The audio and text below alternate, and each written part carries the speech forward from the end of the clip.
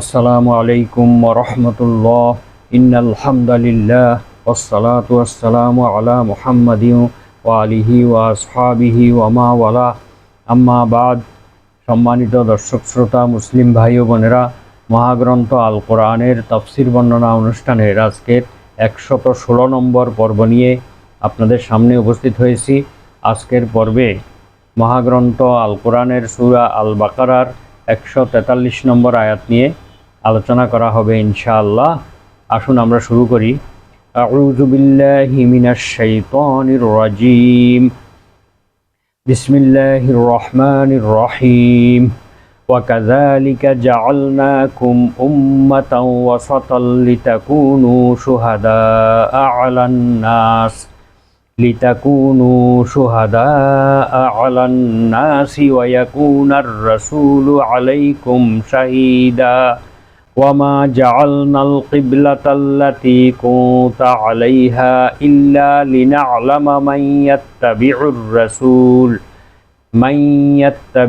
রাসূলা মিম্মান ইয়ানকালিবু আলা আকিবাইহি ওয়া ইন কানাত লাকাবীরাতান ইল্লা আলাল্লাযীনা হাদাল্লাহ ওয়া মা কানাল্লাহু লিয়ুযীআ ঈমানাকুম ইন্নাল্লাহা বিন-নাসি লারাউফুর রহিম। সাদাকাল্লাহুল আযীম। মহান আল্লাহ তাআলা ইরশাদ করেন, ওয়া কাযালিকা জাআলনাকুম উম্মাতান ওয়াসাতান, অনুরূপভাবে আমি তোমাদেরকে মধ্যমপন্থী তথা ন্যায়পরায়ণ উম্মত বানিয়েছি। লিতাকুনু শুহাদাআ আলান নাস, যাতে তোমরা সমগ্র মানবজাতির উপরে সাক্ষী হতে পারো। ওয়া ইয়াকুনার রাসূলু আলাইকুম শাহীদা, এবং মহানবী সাল্লাল্লাহু আলাইহি ওয়াসাল্লাম তোমাদের সকলের উপরে যেন সাক্ষী হতে পারেন।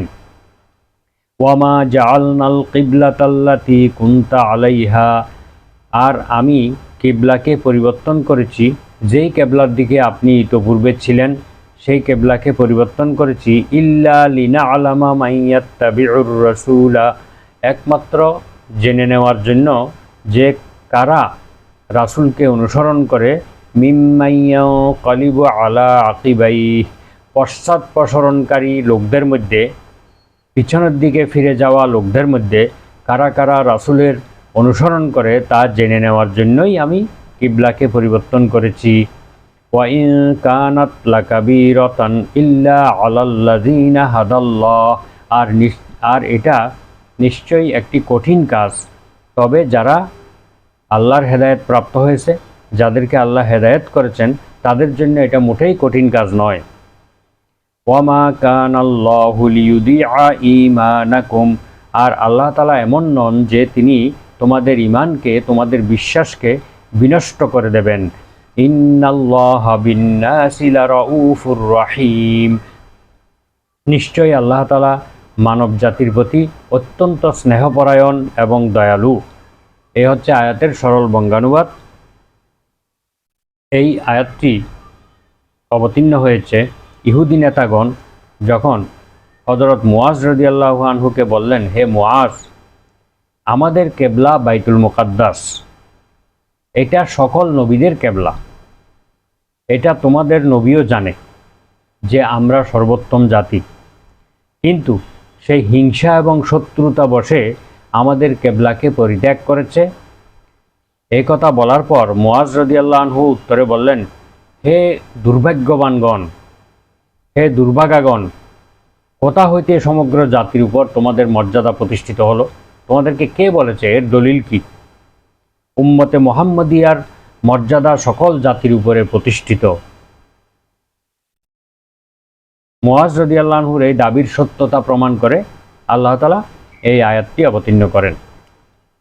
এখানে আল্লাহ তাআলা উম্মাতান ওয়াসাতান বলেছেন, কাযালিকা জাআলনাকুম, অনুরূপভাবে আমি তোমাদেরকে করেছি, অর্থাৎ হে মুসলিম, তোমাদেরকে করেছি উম্মাতান ওয়াসাতান, মধ্যমপন্থী উম্মত। ওয়াসাতুনত মধ্যম বা মাঝখান, এর বহুবচন আওসাতুন, মধ্যম স্থানসমূহ। কারণ মধ্যম স্থানটি কোনো পাশের কাছে নয়, অর্থাৎ দুইটা কিনারার সমান দূরত্বে অবস্থিত। মাঝখানে যে জিনিসটি থাকবে এটি ডান পাশের তার থেকে যতটুকু দূরে, বাম পাশ থেকে ঠিক ততটুকু দূরে, অর্থাৎ সেটা কোনোটার কাছাকাছি নয়, দুইটার থেকেই সমান দূরত্বে অবস্থিত। কোনো পার্শ্বের তুলনায় কোনো পার্শ্বের নিকটবর্তী এটা থাকে না, অর্থাৎ এটা ন্যায়পরায়ণ। দাড়িপাল্লার কাটার মতো এটা একেবারে স্থির থাকবে, কোনো দিকে হেলে পড়বে না। আর মধ্যমপন্থী উত্তম ন্যায়পরায়ণ জাতিকেই বোঝানো হয়। এর দ্বারা এমন উচ্চ, উন্নত এবং উৎকৃষ্ট মানব গোষ্ঠীকে বোঝানো হয়েছে যারা সুবিচার, ন্যায় নীতি, মধ্যপন্থা অনুসরণ নীতির মাধ্যমে পৃথিবীর বুকে প্রতিষ্ঠিত থাকবে, যারা বিশ্বের জাতিসমূহের পরিচালক হওয়ার মর্যাদায় অভিষিক্ত হতে পারেন। তাই আয়াতের অর্থ হবে, যেভাবে আমি তোমাদের কেবলাকে পূর্ব ও পশ্চিম দিকের মধ্যস্থানেও নির্ধারিত করে দিয়েছি, সেভাবে আমি তোমাদেরকে খ্রিস্টানদের অতিরঞ্জিত এবং ইহুদিদের অতি হ্রাস করার মধ্যে উত্তম এবং মধ্যমপন্থী সম্প্রদায় বানিয়েছি। অর্থাৎ খ্রিস্টানরা তাদের দিনকে অতিরঞ্জিত করেছে, বাড়াবাড়ি করে ফেলেছে, আর ইহুদিরা তাদের দিনের মধ্যে সব কিছু কমাইতে কমাইতে, মানে ছাড়াছাড়ি করতে করতে একেবারে দিনকে হালকা করে দিয়েছে। আর এই উম্মতে মোহাম্মদী এই দুইটার মধ্যবর্তী স্থানে অবস্থিত। তারা অতি ইফরাত এবং তাফরিদ থেকে অতিরঞ্জন এবং অতিহ্রাসকরণ এই দুইটি থেকে মুক্ত, এই দুইটির মধ্যবর্তী স্থানে অবস্থান করছে। কারণ খ্রিস্টানগণ অতিরিক্ত বাড়াবাড়ি করতে গিয়ে আল্লাহর একজন রাসূলকে, আল্লাহর একজন নবী ঈসা আলাইহিস সালামকে আল্লাহর পুত্র বানিয়ে দিয়েছেন। কোনো কোনো ক্ষেত্রে তারা তাকেও আল্লাহ বলে দাবি করেছেন এবং তার মাকে আল্লাহর স্ত্রী বলে তারা সাব্যস্ত করে দিয়েছেন, নাউজুবিল্লাহ। এটা হচ্ছে অতিরিক্ত বাড়াবাড়ি। আর ইহুদিগণ মরিয়ম আলাইহিস সালামকে বেবিচারিণী বলেছে, ঈসা আলাইহিস সালামকে তার অবৈধ সন্তান বলে আখ্যা দিয়ে তারা মন্তব্য করতেও দ্বিধাবোধ করে নাই। উম্মতে মুহাম্মদী বলেছেন যে হযরত ঈসা আলাইহিস সালাম আল্লাহর বান্দা এবং রাসূল। আল্লাহ তাআলা তাকে অলৌকিক পদ্ধতিতে একটি বাক্যের মাধ্যমে সৃষ্টি করেছেন, কুন ফায়াকুন, কুন হয়ে যাও, আর ঈসা আলাইহিস সালাম হয়ে গেলেন। এভাবে তাকে সৃষ্টি করা হয়েছে। মহান আল্লাহ তাআলা উম্মতে মুহাম্মদীর মর্যাদাকে প্রতিষ্ঠিত করেছেন। আল্লাহ তাআলা বলেন যে, হে উম্মতে মুহাম্মদী, তোমাদেরকে এই পছন্দনীয় কেবলার দিকে ফিরানোর কারণেই যে তোমরা পছন্দনীয় উম্মত, তোমরা উত্তম উম্মত, তোমরা কিয়ামতের দিন অন্যান্য উম্মতের উপরে সাক্ষী হিসেবে দাঁড়াবে। আল্লাহ তাআলা বলেন, হুয়াজতাবাকুম ওয়া মা জাআলা আলাইকুম ফিদ্দীনি মিন হারাজ।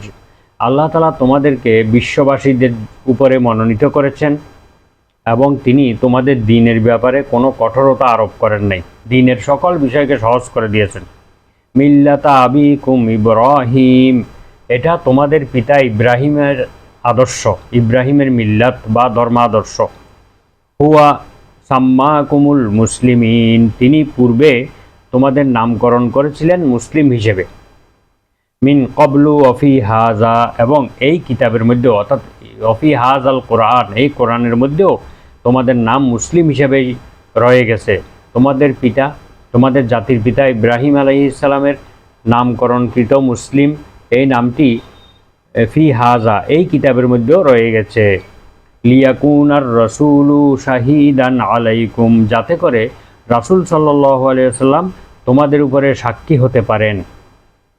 ওয়াতাকুনু শুহাদা আলান নাস, আর তোমরা যেন সকল মানুষের উপরে সাক্ষী হতে পারো কিয়ামতের দিন। সূরা হজের ৭৮ নম্বর আয়াত এটি। তো এই প্রসঙ্গে একটি হাদিস রয়েছে বুখারীতে, মুসলিমে উল্লেখিত।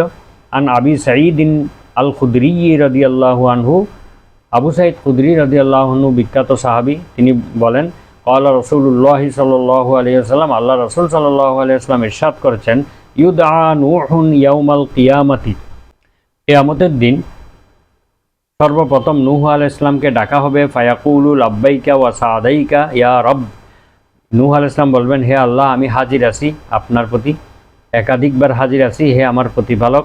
ফায়াকুলু হাল বাল্লাগতা, আল্লাহ তাআলা জিজ্ঞেস করবেন, হে নূহ, তুমি কি আমার দিন মানুষের কাছে পৌঁছে দিয়েছ? ফায়াকুলু নাম, নূহ আলাইহিস সালাম বলবেন, হ্যাঁ আমি অবশ্যই আপনার দিন পৌঁছে দিয়েছি।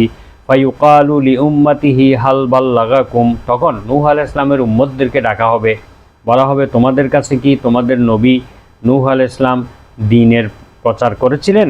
ফায়াকুলুনা মা আতানা মিন নাযীর, তখন নূহ আলাইহিস সালামের উম্মতরা বলবেন আমাদের কাছে কোনো ভয় প্রদর্শনকারী আসেন নাই, কোনো নবী রাসূল আসেন নাই। ফায়াকুলু মাই ইয়াশহাদু লাকা, তখন আল্লাহ তাআলা নূহ আলাইহিস সালামকে বলবেন তাহলে আপনার পক্ষে কে সাক্ষী দেবে? আপনার উম্মত তো অস্বীকার করতেছে, আপনার পক্ষে সাক্ষী কে দেবে? ফায়াকুলু মুহাম্মাদুন ওয়া উম্মাতুহু, নূহ আলাইহিস সালাম বলবেন আমার সাক্ষী হচ্ছে শেষ নবী মুহাম্মদ সাল্লাল্লাহু আলাইহি ওয়াসাল্লাম এবং তার উম্মতেরা। ফাতাশহাদুনা আন্নাহু কাদ বাল্লাগ, তখন তোমরাই সাক্ষী দিবে যে ইব্রাহিম আলাইহিস সালাম তার দ্বীন প্রচার করেছিলেন, তার জাতির কাছে আল্লাহর বাণী পৌঁছে দিয়েছিলেন। ওয়ায়াকুনার রাসূলু আলাইকুম শাহিদা, ওয়ায়াকুনুর রাসূলু আলাইকুম শাহিদা, আর তোমাদের এই সাক্ষীর উপরে সাক্ষী দিবেন আল্লাহর রাসূল সাল্লাল্লাহু আলাইহি ওয়াসাল্লাম, তোমাদের সাক্ষীকে সত্যায়িত করবেন, প্রত্যয়ন করবেন রাসূলুল্লাহ সাল্লাল্লাহু আলাইহি ওয়াসাল্লাম। ফালিযালিকা কওলুহু তাআলা, আর এই জন্যই আল্লাহর বাণী ওয়াকাযালিকা জাআলনাকুম উম্মাতান ওয়াসাতান, আর অনুরূপভাবে আমি তোমাদেরকে মধ্যমপন্থী ন্যায়পরায়ণ উম্মত বানিয়েছি। লিতাকুনু শুহাদা আলান নাস, যাতে তোমরা সকল মানুষের উপরে সাক্ষী হতে পারো। এই আয়াতটি অবতীর্ণ হয়েছে এই কারণেই। আরেকটি হাদিসে উল্লেখ রয়েছে কিয়ামতের দিন কোনো নবী আসবেন, তার সঙ্গে মাত্র 2 জন উম্মত থাকবে। কোনো নবী হয়তো এর চেয়ে বেশি উম্মত নিয়ে আসবেন, তার উম্মতকে আহ্বান করা হবে এবং জিজ্ঞেস করা হবে যে তোমার এই নবী কি তোমাদের কাছে দ্বীন প্রচার করেছিলেন? তখন তারা অস্বীকার করবে। তখন নবীকে জিজ্ঞেস করা হবে তুমি কি দ্বীন প্রচার করেছিলে? তিনি বলবেন হ্যাঁ। তাকে বলা হবে তোমার সাক্ষী কে? তখন তিনি বলবেন আমার সাক্ষী মুহাম্মদ সাল্লাল্লাহু আলাইহি ওয়াসাল্লাম এবং তার উম্মত। তারপর মুহাম্মদ সাল্লাল্লাহু আলাইহি ওয়াসাল্লাম তার উম্মতকে ডাকা হবে এবং তাদেরকে প্রশ্ন করা হবে যে এই নবী দ্বীনের প্রচার করেছিলেন কি?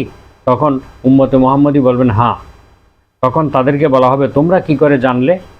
তোমরা তো অনেক পরে এসেছিলে, আর এই নবীগণ তোমাদের অনেক পূর্বে নবুয়তের দায়িত্ব পালন করেছেন, তোমরা কিভাবে জানলে? তখন উম্মতে মুহাম্মদী উত্তরে বলবে যে আমাদের নবী মুহাম্মদ সাল্লাল্লাহু আলাইহি ওয়াসাল্লাম আমাদের মধ্যে আগমন করেছিলেন এবং তিনি আমাদেরকে জানিয়েছেন যে সকল নবী তাদের উম্মতের কাছে সঠিকভাবে দ্বীনের প্রচার করেছিলেন। আমরা এখান থেকে জেনেছি, অন্যান্য বর্ণনায় এসেছে আমরা কোরআন পাঠ করে জানতে পেরেছি এবং আমাদের নবীর কাছ থেকে আমরা জানতে পেরেছি। তখন আল্লাহ তাআলা মহানবী সাল্লাল্লাহু আলাইহি ওয়াসাল্লামকে আহ্বান করবেন, মহানবী সাল্লাল্লাহু আলাইহি ওয়াসাল্লামকে জিজ্ঞেস করবেন আপনার উম্মত কি সত্য বলছে? তখন আমাদের নবীজি আমাদের পক্ষে সাক্ষী দেবেন, বলবেন হ্যাঁ আমার উম্মত সত্য বলছে, আমি তাদেরকে এগুলো বলেছি এবং আপনার কোরআন থেকে তারা এগুলো জানতে পেরেছে। তো এই কিয়ামতের দিন এই একটি মহা ঘটনা ঘটবে। এই ঘটনাটি কয়েকটা আয়াতে বিভিন্ন জায়গায় উল্লেখ রয়েছে। কিবলা পরিবর্তনে এই আয়াতের মাধ্যমে গভীর বিচক্ষণতার পরিচয় পাওয়া যায়। প্রথম কিবলা শুধুমাত্র পরীক্ষামূলকভাবে দেয়া হয়েছিল, বাইতুল মুকাদ্দাসকে কেবলা নির্ধারিত করে পরে কাবাগরকে স্থায়ীভাবে কেবলা রূপে নির্ধারণ করা এই জন্য ছিল যে এর দ্বারা সত্য অনুসারীর পরিচয় পাওয়া যায় আর তাকে চেনাও যায়। এর কারণে ধর্ম হতে সেই ফিরে যায় কিনা নাকি দ্বীনের মধ্যে সেই অটল থাকে, এটা বোঝার জন্য, এটা জানার জন্যই আল্লাহ তাআলা এই কেবলা পরিবর্তন করেছিলেন। এটা বাস্তবিক একটা কঠিন কাজ ছিল। আল্লাহ তাআলা বলছেন ইন্নাহা লাকাবীরাতান, এটা নিশ্চয়ই একটা কঠিন কাজ, ইল্লা আলাল্লাযিনা হাদাল্লাহ, তবে আল্লাহ যাদেরকে হেদায়েত করেছেন তাদের জন্য এটা মোটেই কঠিন কাজ নয়। আগে বাইতুল মুকাদ্দাসের দিকে ফিরে সালাত আদায় করছে, এখন থেকে কাবাগরের দিকে ফিরে সালাত আদায় করবে, এতে কঠিন কি? কোনো কিছুই কঠিন নয়।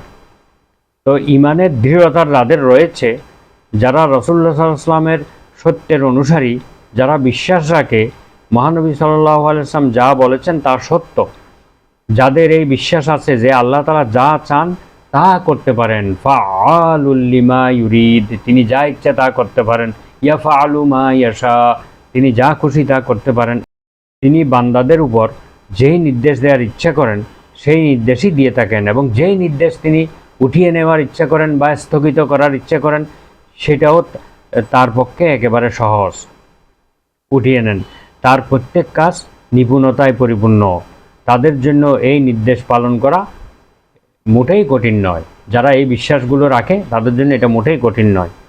তবে যাদের অন্তরের মধ্যে ব্যাধি রয়েছে, মুনাফিকি রোগ রয়েছে, কুফরি রোগ রয়েছে, মুশরিক যারা, তাদের এই সমস্ত নির্দেশ আসলে তাদের অন্তর ব্যথিত হয়, তাদের অন্তরের মধ্যে বিভিন্ন সমালোচনা জেগে ওঠে। এই জন্য কোরআন পাকে আল্লাহ তাআলা বলেন, ওয়াইজা মা উনজিলাত সূরাতুন ফামিনহুম মান ইয়াকুলু আইয়ুকুম যাদাতহু হাযিহি ঈমানা। আর যখন কোনো নতুন সূরা নাজিল হয়, নতুন কোনো বিধিবিধান অবতীর্ণ হয়, তখন মানুষের মধ্যে কেউ কেউ বলে, তোমাদের মধ্যে এই সূরার কারণে কার কার ঈমান বাড়ছে। তারা মানুষকে প্রশ্ন করে, তোমাদের কার কার ঈমান বৃদ্ধি পেয়েছে। ফাআম্মাল্লাযীনা আমানু ফাযাদাতহুম ঈমানা। আর নিশ্চয়ই যারা ঈমান এনেছে তাদের অবশ্যই ঈমান বাড়বে, ঈমান বৃদ্ধি পাবে, অর্থাৎ তাদের ঈমানের স্পিড আরও বাড়বে। ওয়াহুম ইয়াস্তাবশিরুন। এতে তারা আনন্দ লাভ করে। আল্লাহ তাআলার নতুন নতুন বিধান পেলে তারা আনন্দিত হয়, খুশি হয়। আমাদের প্রভু, আমাদের রব আমাদেরকে নতুন একটি বিধান দিয়েছেন, এই জন্য তারা আনন্দিত হয়। ওয়া আম্মাল্লাযীনা ফি কুলুবিহিম মারাদুন ফাযাদাতহুম রিজসান ইলা রিজসিহিম।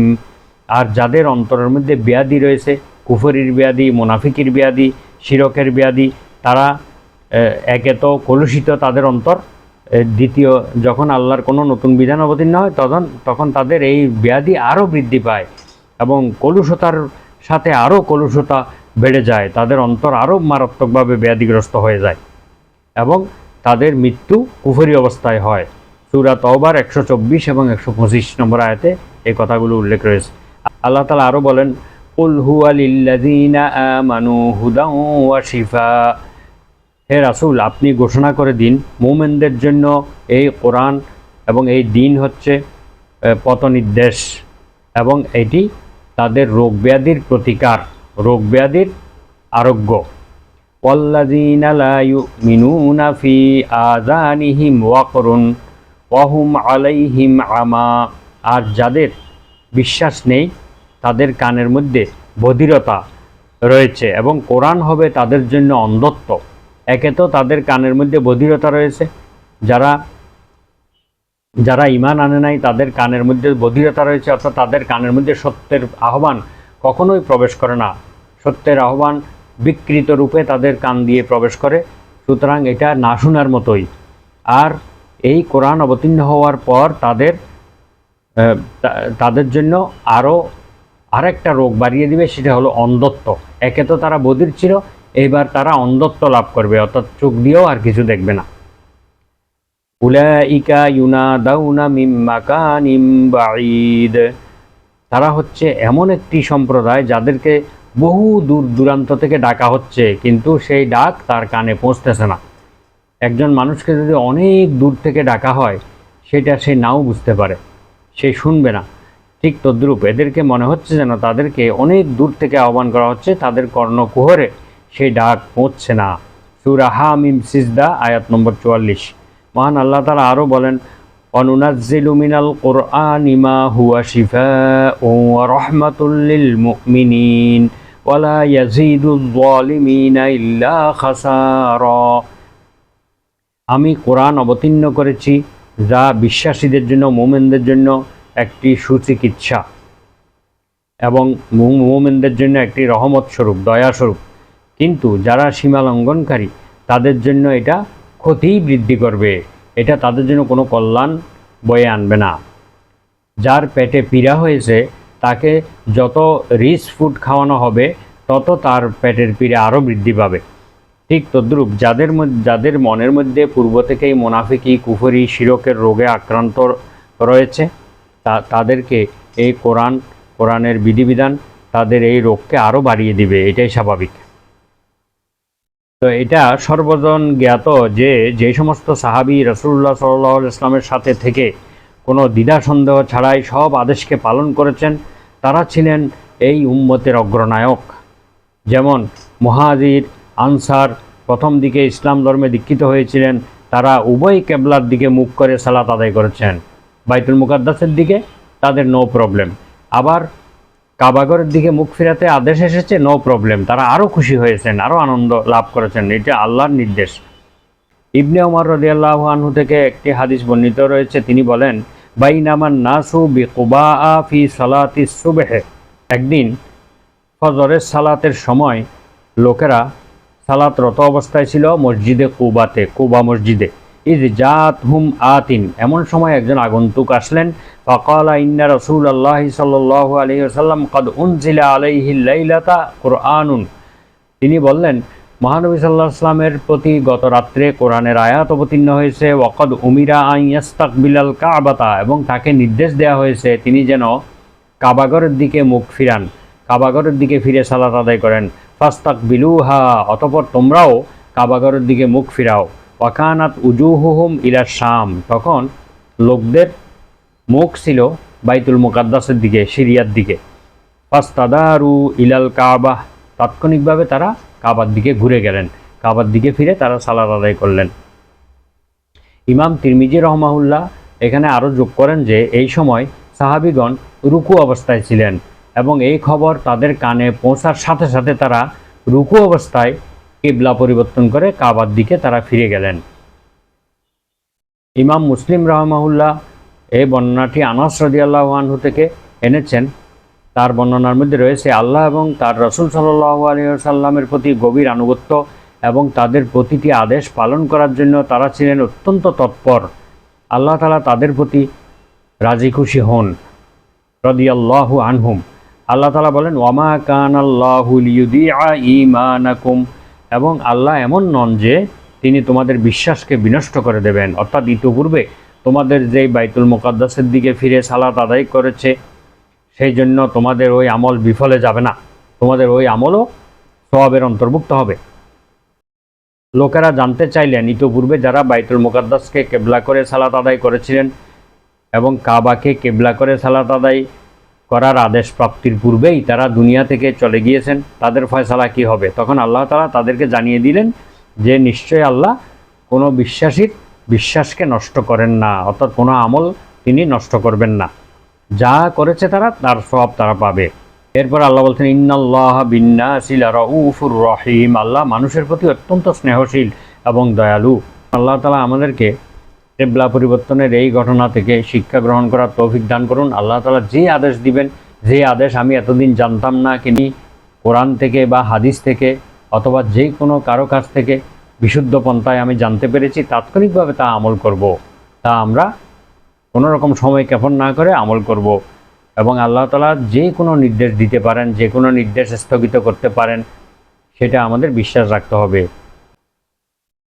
মহান আল্লাহ তাআলা আমাদেরকে এই আয়াত থেকে শিক্ষা গ্রহণ করার এবং এই আয়াত অনুযায়ী আমল করার তৌফিক দান করুন। ওয়া আখিরু দাওয়ানা আলহামদুলিল্লাহি রাব্বিল আলামিন। সুবহানাকা আল্লাহুম্মা ওয়া বিহামদিকা আশহাদু আল্লা ইলাহা ইল্লা আনতা আস্তাগফিরুকা ওয়া আতুবু ইলাইক। আসসালামু আলাইকুম ওয়া রাহমাতুল্লাহ।